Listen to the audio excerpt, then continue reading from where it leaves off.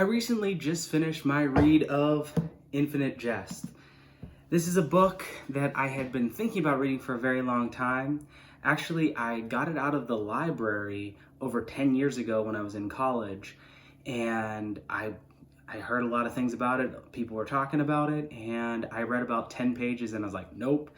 And I took it back, and I had been thinking about it for a very long time. So recently, I decided to challenge myself to read the book in 40 days. I made a little sheet where I figured out how many pages I needed to read per day, and I used it as my bookmark, and I went after it. This is a monumental read. This is an incredibly long and difficult text, definitely the most difficult text I've ever read. And I wanted to talk about some overall takeaways from the book. So I like lists, so I'm gonna do 5 things I didn't like about the book and 5 things I did like about the book, and then my overall reactions. So before I do that, I just want to give a very, very basic background to the story. There are 3 different storylines that are going on simultaneously. One dealing with the tennis academy, specifically a guy named Hal, and it's like a boarding school kind of, but there's a lot of emphasis on the tennis. And then right next to that, there is a drug and alcohol rehab house, and there's a storyline within that. And then there is also a terrorist group. So kind of out of left field there. And the overall story follows the concept that this person, Hal's dad, made a video, a film called Infinite Jest. And that video is so perfectly made that as soon as a person watches it, even for a few seconds, they become fully engrossed in the entertainment that they lose all will to do anything else, and they literally entertain themselves to death. And it's a very weird topic. So I'm going to go back and forth. I'm going to start out with dislikes, then I'm going to go back and forth with likes. My number one thing that I did not like in the book, there are so many characters. This is a problem that I have in general, and I'm not saying that everybody has this problem, but I was really struggling with, wait a minute, who is that? And David Foster Wallace does a lot of things to help you along the way, but it's not like there are 5 or 10 characters that you need to care about. There's a ton. And just so often I was reading pages, and instead of looking and really paying attention to the words, I'm kind of stopped in my tracks thinking about, wait a minute, who is this character? And then when characters start to blend from one storyline to the next, it gets even more difficult to figure out, wait a minute, is this character from this storyline or this? Oh, no, now they're overlapping. That is something that I struggled with the entire book. On the other hand, something I like, number 1, the characters themselves. Yes, I didn't like the number of characters, but the characterization, the character development is absolutely wonderfully, beautifully written. There are so many characters who matter and who are unique and individual, and the idea that everybody matters in some way, not in terms of storyline, but matters in terms of they are real people. The characters pop off the page and become real people. And even people you only see for a small amount of time, you still feel their hopes and dreams. A literary term is Chekhov's gun, and the concept is that every element in a story should be in some ways related to plot.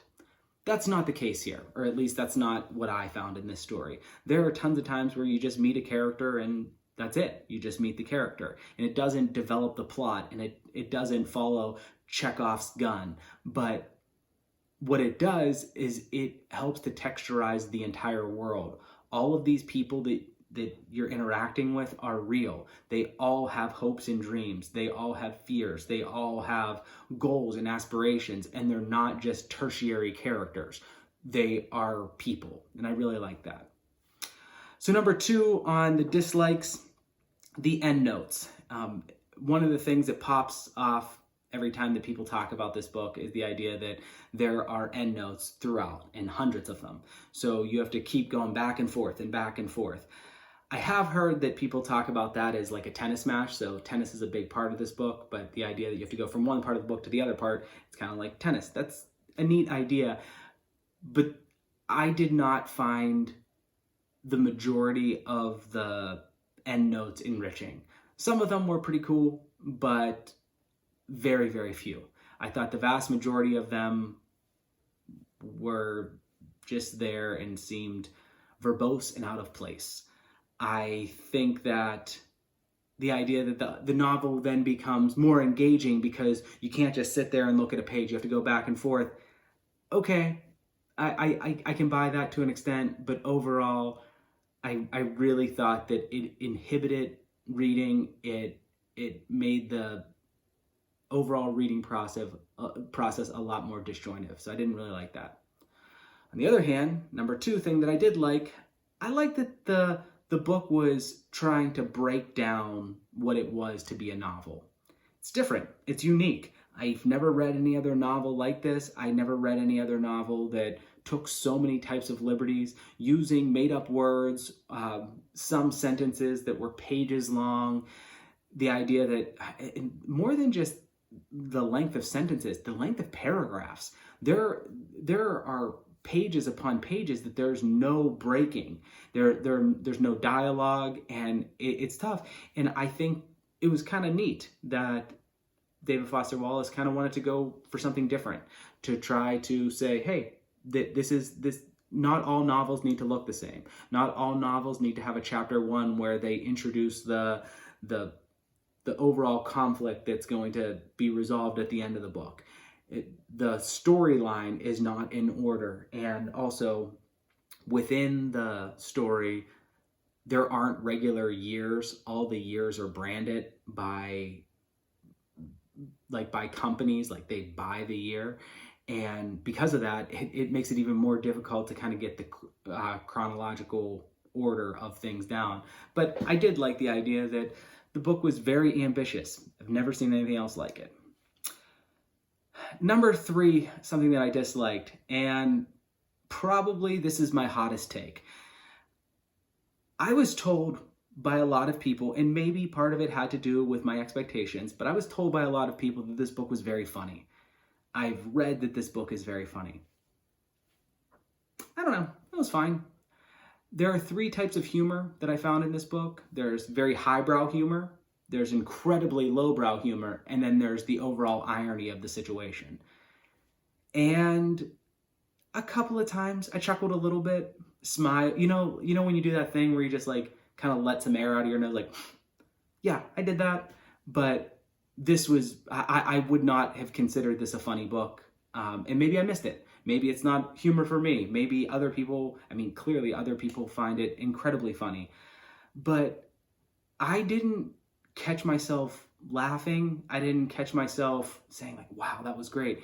It was more like I could tell he was being clever. He's incredibly good with his language, and he's incredibly good setting up characters or situations. And, but it kind of felt too clinical for me. It kind of felt like, yes, at the beginning of this paragraph, he wanted to show that it's ironic because of this. And you read it and you say, yes, that's ironic. But there were more times where I said to myself, like, that is funny, instead of laughing. And to me, that's not something I was looking for. Number 3 on something I liked, and this is something that I really, really liked, were the parallels. The parallels of characters, the parallels of the same character at different times in the story. And I felt that this really popped.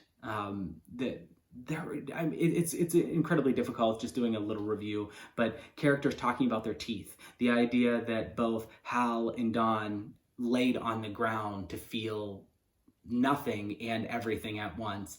The idea that so many of these characters, even though they may not have met each other or knew each other, they were connected through these different courses of action and different people dealing with things in many, many different ways. I really like that. I thought the parallels in this book were just brilliant. I thought that was something that really, really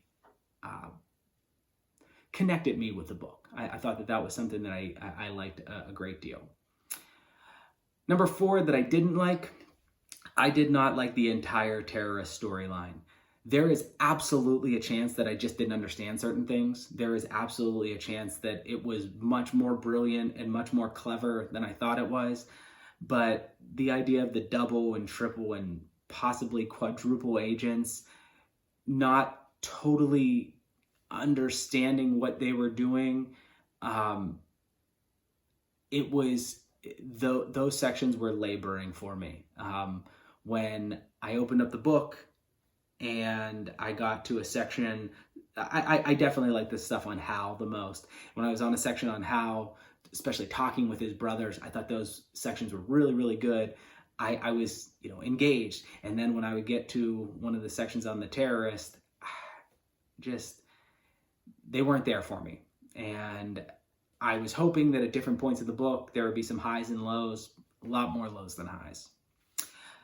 Number 4 thing that I liked, the insights on technology. David Foster Wallace has a thought on everything, and there are just these little mind bombs throughout the book where he just goes, boom, what do you think about that? Boom, what do you think about that? And I like those.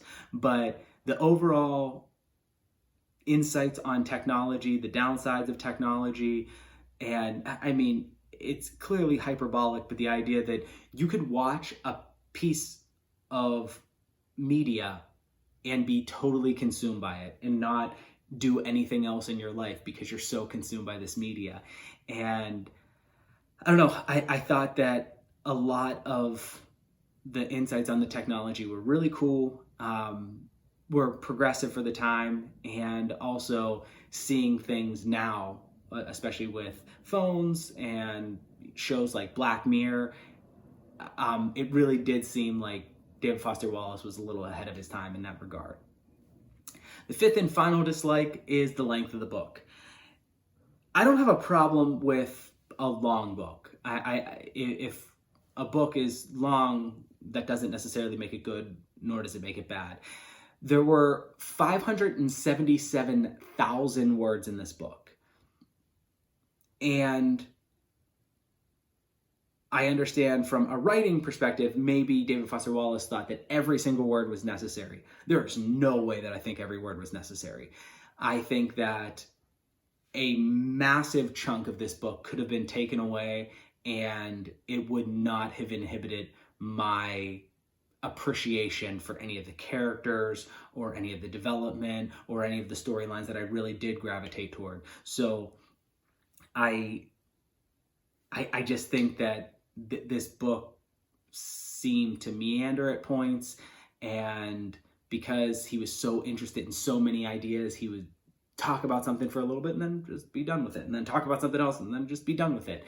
And sometimes it just felt like his own musings rather than a cohesive story. And I do think, even though the book was ambitious and I did like that, there is some type of onus that goes on the writer to tell the story that they want to tell, but also there's like kind of a contract with the reader, like, hey, every word I put in here matters.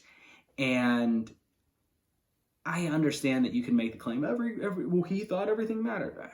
Yeah, but honestly, I just felt that there was too much in here that was not at all necessary. And not just for story, but for really anything, even for texture. I thought that it was just overly textured at times. And then the 5th and final thing that I liked is actually a quote, and I'm going to read this quote directly. This was at a point of the book where I was definitely unsure if David Foster Wallace knew what he was doing. And it was just like, I don't exactly know what's happening here. And the quote says, "Was amateurish the right word? More like the work of a brilliant optician and technician who was an amateur at any kind of real communication. Technically gorgeous, the work, with lighting and angles planned out to the frame, but oddly hollow, empty, no sense of dramatic towardness, no narrative movement toward a real story, no emotional movement toward an audience. First of all, it's beautifully written. But my biggest gripe with the book was that what was it doing? And this is very clear to me, at least, that he's brilliant, that he knew exactly what people would say opposing this book, that what's it doing? It's gorgeous, it's brilliant, but it's hollow, that there's no dramatic towardness, no emotional movement. And that's how I felt about the book. But at the same time, him knowing that, him calling himself out, or at least that's how I took that quote, was just a stroke of genius. I thought that was really, really courageous to do, to be able to say like, you know what? I think that there might be some people out there who are going to say that my work is a little bit hollow, that I'm just superfluous with my words and I just talk about some different things. But this is what I'm coming at them with. And I thought that was really, really great. My overall sense of the book is that I didn't like reading it, but I'm glad I read it. And if somebody asked me, should I read this book? I would say, if you are able to commit the time, not just the 40 or 50 hours to read it, because it will take you 40 or 50 hours, but the time afterward to think about it, then the additional 20 or 30 hours to just let this marinate in your mind and think about all the different things. If you're willing to put in the work, I think it is really neat. And maybe that's part of what happens with a 577,000 word book. You kind of feel connected to it in some way. But, you know, if somebody said like, hey, you can read these 7 books or you can read Infinite Jest, it's going to be hard for me to not say, man, I'd probably rather read 7 books. But now that I did read it, I'm glad that I'm able to know what the fuss was about. I'm glad to understand what a totally different work of fiction looks like. And I think in general, there are some brilliant passages. There are some incredible insights. People who have had addictions, I think that there is so much that can be gleaned from the sections with Don that really, really just popped off the page. But at the same time, this isn't one of those books that you can just kind of work your way through a little bit at a time and just get done with it when you can get done with it, because honestly, this is something you need to be more engaged with, more involved with, and set aside more time for it. So I hope people found this review helpful in some way, and thanks for listening.